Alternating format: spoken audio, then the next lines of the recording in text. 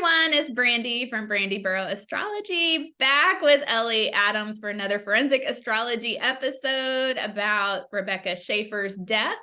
Ellie, thank you for joining me on this one. Thank you for having me. I always say on this one, you're the only one who joins me for Forensic Astrology, but thank you for joining me again. My pleasure. It's always a pleasure. Truly pleasure, and like one of the highlights of my week. Oh, it's mutual. It's mutual. Today's episode is about the death of Rebecca Shaeffer, and this happened July 18th, 1989. So she was she was already a well-known actress. She was on a TV show called My Sister Sam, which was a pretty popular sitcom, and she was kind of up and coming for like the movies. What I read is she was in the lead for, or at least was being auditioned or looked at for the role of, oh, I forgot her name, Pretty Woman, Julia Roberts' character. Yeah. I've seen that movie so many times, I can't think of what her name was, Vivian. And she was, the day she was killed, she was going to read for, I believe, The Godfather 3. Like, so she was getting some pretty big acting opportunities and was killed by a stalker. And so this was kind of our theme this week. We're talking about stalkers. And if you go to Ellie's channel, she has done a video about the attempted assassination of Ronald Reagan because it's linked to stalking. And so, but Rebecca Shaeffer, her death actually changed some laws to at least protect some future victims from stalking. And so we're going to look at the astrology and discuss her story. And so she's an actress. Now, her stalker, I don't even want to say his name. I hate giving these people any, I don't want to say credit, but it just any visibility for it. But he had been stalking her for a while, and he was 19, from what I understand. He had a history of stalking people, and he had been writing her letters, and I believe she responded to one and sent like probably an autograph picture. He had shown up at the where episodes were being recorded of My Sister Sam, and security had turned him away. So he was just a weirdo. He found out that you could get a private investigator and obtain the address of anyone through the DMV. And so this is how he found out where Rebecca Shaeffer lived. And so I got her address, shows up at her door. She opens the door and he shoots her point blank. And she is pronounced dead about 30 minutes later. So because of this, laws were enacted. Actually, at the time, stalking was not illegal. So laws went into effect that made stalking illegal, and it changed privacy where addresses from the DMV could not be released. So there was some change that came from this case. So kind of why I wanted to look at this one and get into the astrology to see all that. So let's go ahead and look at the first chart.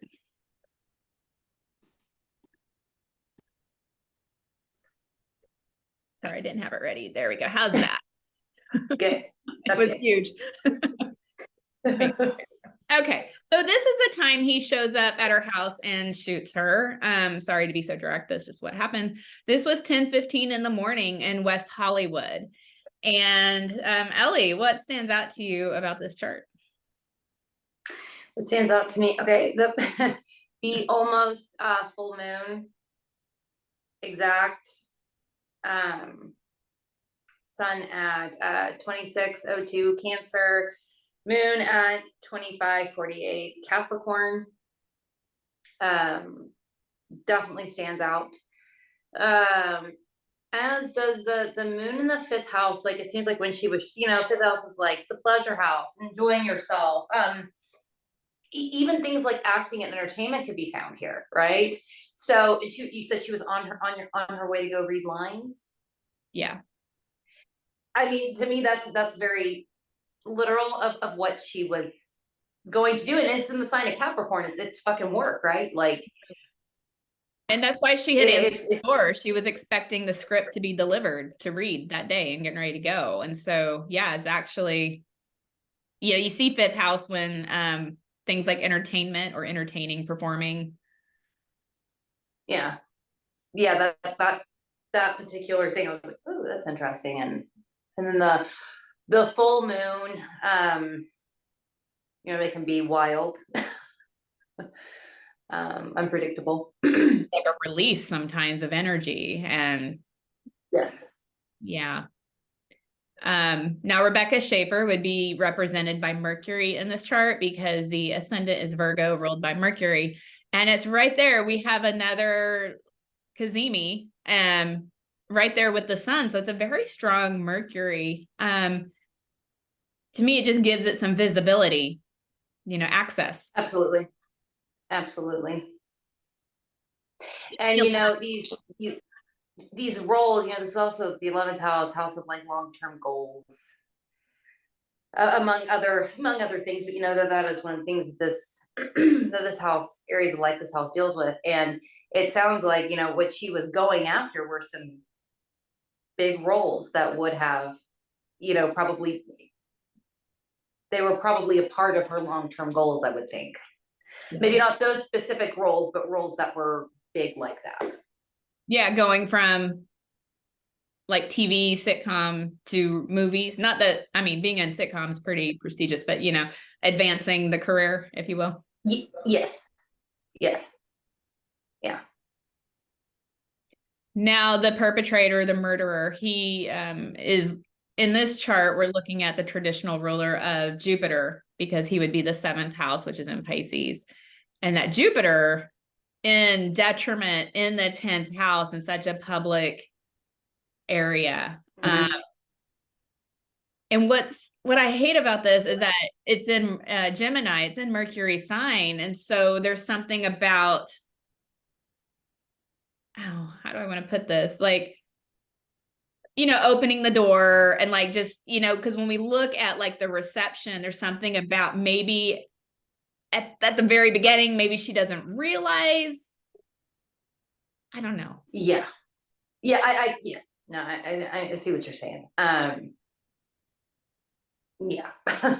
Now there is a story, I couldn't really fact check this, but it's rumored that he showed up an hour before this and that she opened the door and said, don't, please don't come to my property. And then he comes back and she opens the door, thinking maybe it was her script that she was expecting. But to me, that kind of seems like, okay, he's in her sign, it's in Gemini. And so there's like opening the door, not that she did anything wrong, but. I could, yeah, no, I could see that here. That maybe that there might be something to that. And she's in Jupiter's exaltation in Cancer. Yes. Yes. It's so weird in this chart, yeah. And then if you look at the 4th house, which is the actual home or end of outcome, we got Saturn, we got Uranus, we got Neptune, we got. Yeah, having his modern ruler in the 4th definitely is literal too, like him going to her home. And the delusion. Yes. Yeah. Yes. Like there's just something about, oh, I love this person so much. Like, I mean, I don't even want to get into the thinking of this, but it's like just that it's so Neptune, like just clouded judgment, which I don't like putting it that way, but having the delusion of it all. And even, with the love thing, with the Venus and Mars, like up each other's ass in Leo. One is in the 12th, one is in the 11th. But that also kind of speaks to the love part of this, or the romance, or obviously not real romance, right? And we have Venus in the 12th, so the 12th house can be a little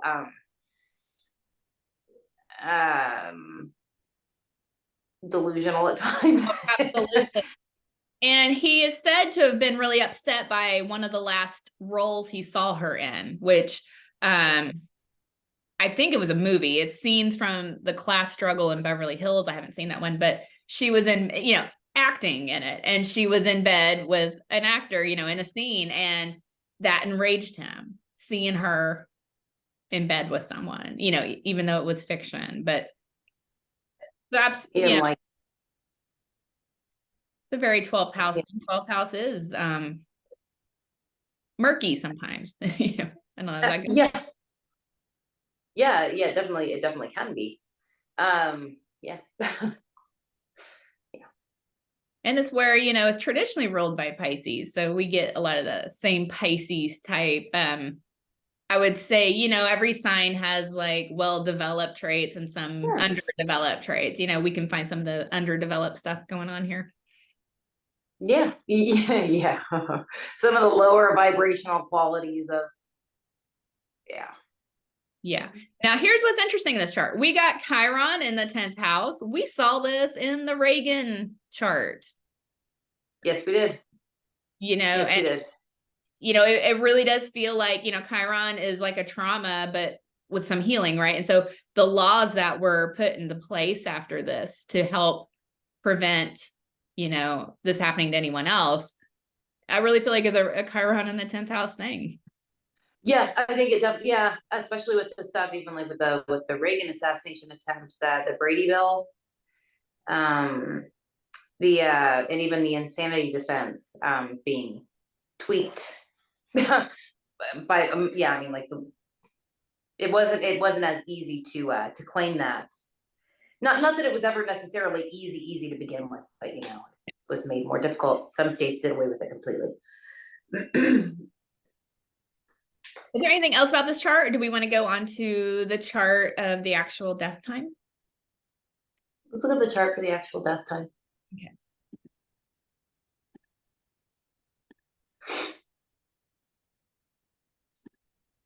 Okay. Sorry, I did the same thing with this one. It's massive. 10th house. Yes. So she was declared dead 30 minutes later. She's rushed to the hospital. She was shot point blank. So unfortunately, she passed pretty quickly. So this is 10:45 a.m. 30 minutes later, kind of a similar chart. We do have, you know, Mercury and the sun, her ruler here. It actually moves into the 10th house here. And then that fucking full moon is damn near completely exact at this point. Like it's just started to separate. But if you know, we've got one at 2603, the sun at 2603 Cancer, and then we've got the moon at 2605 Capricorn. So I mean, they're like, it's peaked, right? It's like a peaking. Yes. Yeah. And that moon is now in the 4th house of endings. Yep. Yes. Again, you know, astrology, the planets in the sky, they really reflect what's happening in a situation, because we go from like the, you know, 5th house, now we're into the endings when she's declared dead.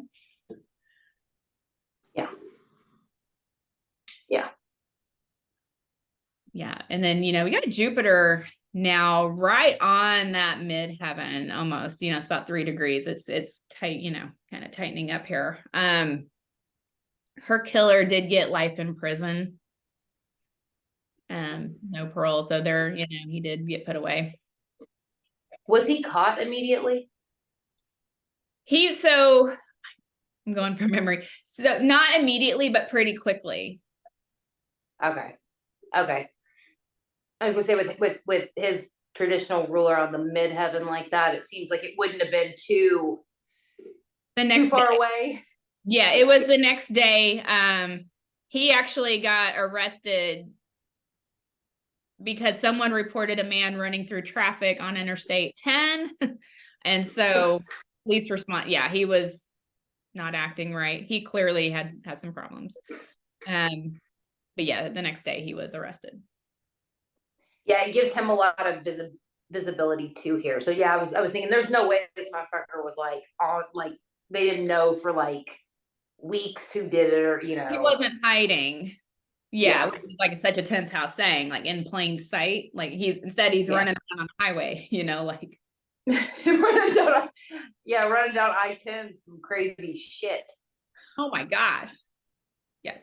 When we're in LA, I make my husband drive on the interstates. Like there's no way. No. So I do have her birth chart if we want to just take a quick peek at it. Yeah. Okay. Sorry, I don't know what I did to my screen here. There we go.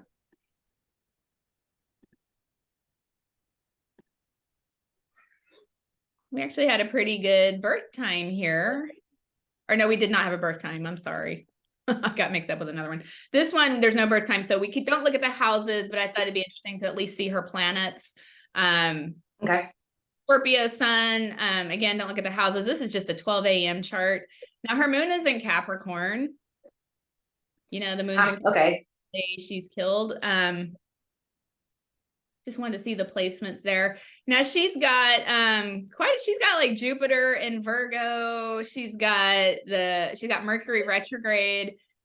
This is not really going to correlate with what happened this day that she's killed because we don't have her birth time, but I just thought it'd be interesting to kind of just look at her chart as just a little bit of discussion here. Scorpios, so intense and passionate, you know. And with her, yes. Scorpios are totally intense and passionate. And also, you know, that moon conjunct Mars. Yeah. That moon's in Capricorn, so it's going to be it probably was, there's a lot of emotional passion there too. It's probably a little bit more subdued because of the Capricorn, but it's I'm sure it was there. It's kind of like I mean, when you see that in correlation with like the Scorpio sun, it just seems like kind of a go-getter energy too, though. Yeah. Yeah, it does. Mm-hmm. Absolutely. And their sextile at that moon Mars conjunction is sextile her sun. So yeah, there probably was a go-getterness about her. Absolutely.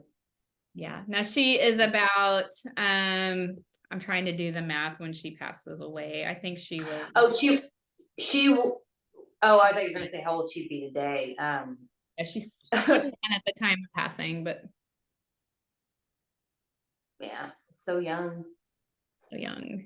So young. I do have one more chart. I'm just going to pop it up. I do have some transits. Again, we don't have her birth time, but I just kind of wanted to, you know, it's always interesting when you're talking about people. I always like to see what we know. Jupiter, part of fortune. On Chiron. Now, one thing we see going on with her chart, you know, we have, and this isn't for everyone, you know, there's many times in our lives where malefics meet up, but the day she passes, she does have, you know, Saturn pretty close to Mars on her chart in a, you know, 1 degree difference on this conjunction. So we do have malefics teaming up. Again, it doesn't always mean something this, you know, unfortunate is going to happen to you, but it can be a time of challenge. Yeah. Absolutely. And man, you know, I look at her, I know it's a longer ranging transit, but I see that Pluto conjunct her sun. Yeah, that stands out to me. And I think to myself, she was probably on the verge of some kind of transformation of some kind. Not, yeah, had this not happened to her. Yeah, and you know what I mean? A lot of times when Pluto makes contact with the sun, it's a time where you're really goal oriented too, and not letting things stop you. It's kind of like getting your sense of power. Now it can come through challenging situations or, you know, struggle, but it just kind of like what we were seeing in the first chart of, you know, the 11th house activity about goals, aspirations, and it just seems like she's really going after things during this time of her life. Yeah, absolutely. You know, yeah, I remember having this transit Pluto conjunct my son when I was very young, like in early elementary school. But I remember being really, really fucking goal oriented, like, like really, like it was almost like a hyper. There was a hyperness about it. Yeah. It's power. It's powerful. It really is. You know. Yeah. Anytime you have this, especially with a conjunction. Yeah, it's merging, it's blending, bleeding into it. Yeah. Yeah. Sorry, I was gonna see. I was counting degrees. I wanted to see if there was anything such as she's 21. Again, just a 12 a.m. chart. What? No birth time, just a 12. I wanted to see if it looked like any of her planets had moved, like solar arcs. If they had moved, they were close to anything, that I'd probably be sitting here staring for a while, and I I don't know, know if I'm just, anybody I'm like cares to watch. counting. You know, since we do have a little time, maybe we go back and look at see if any fixed stars are hitting anything on Sure. the crime chart here. Sorry, guys, I'm all over the place today. Makes it exciting.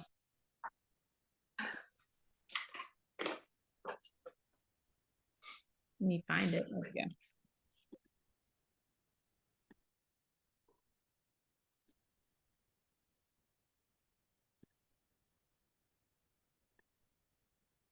Okay, here we go. I got it in front of me now.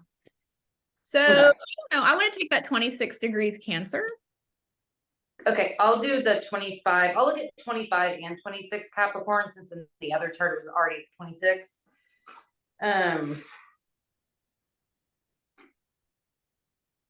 Yeah, there's one real close to that moon. Yeah, the Cancer, we got 25 degrees, 47 minutes. It's pretty close there. Violence, sudden success, then disaster. That just Okay. like so much what was going on. Fitting. Yeah. So that makes sense. Yes, it does. The moon, we have the moon here in the chart is at 25 degrees 48 minutes of Capricorn. There is one at 25:51 Capricorn. Strength and power rise in life. Riches, cunning, and disgrace. Hmm. The rise in life Yeah. thing, like it does kind of feel like, I mean, it does feel like this was like she was probably on the way to, you know, bigger things. I get that sense. I don't know, you know, I see it in astrology, but you know, just intuitively, it just feels like that was happening for her. I just keep getting that sense as well. Yeah. I'm going to look up the 27 degrees Gemini, which would be the perpetrator, the killer here. We got 28 degrees Gemini star. It's sickness, trouble, loss, affliction, spiritual powers. Sickness makes sense. And that would be him. That would be him. Yeah, it does. We're also looking at him. There's not one close enough. I was gonna say at 10 Neptune, take a look at the modern ruler of but there's not one close enough, I don't think. Let me try 18 Pisces. I feel like there is one over. No, there's not. Never mind.